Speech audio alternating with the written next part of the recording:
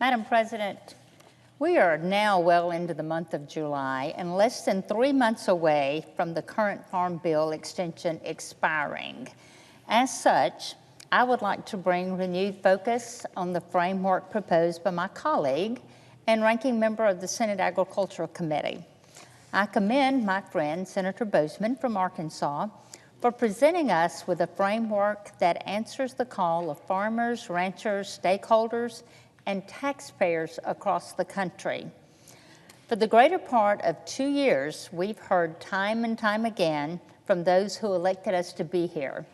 In the next Farm Bill, Congress must, and these are some of the things they say we must do: strengthen the farm safety net, ARC, PLC, disaster assistance, and crop insurance, among other important safety net mechanisms.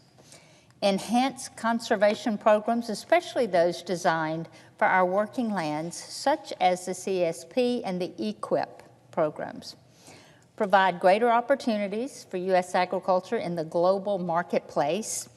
Ensure that our domestic food assistance programs serve as a hand up and not a hand out. Offer better access to credit and financing, particularly for young and beginning farmers.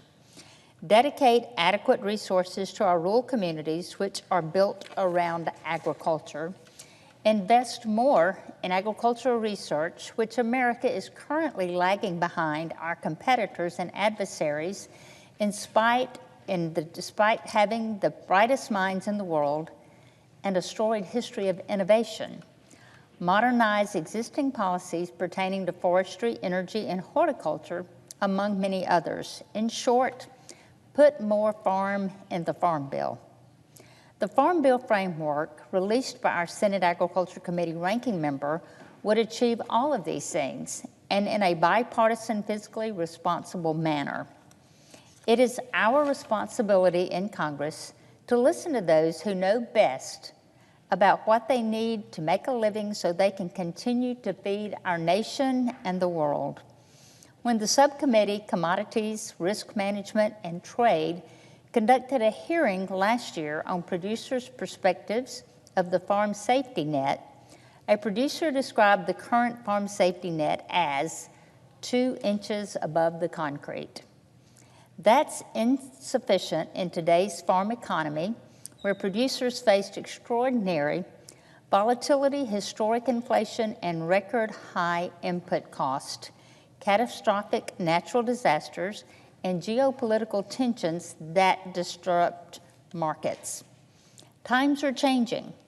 New challenges and threats to rural America emerge every day. This is why Congress revisits this important multi-year legislation to keep what's working, fix what's not, and eliminate what is no longer necessary. I commend the House Agriculture Committee for advancing a strong, common-sense farm bill proposal out of committee, and I commend our Senate Ag Committee Chair for all of her efforts throughout this process. But the bottom line, Madam President, it takes time to move away from partisan disagreements. It's time to do that and instead work on finding common ground. It's time to graduate from concepts and proposals and instead start advancing actual legislation.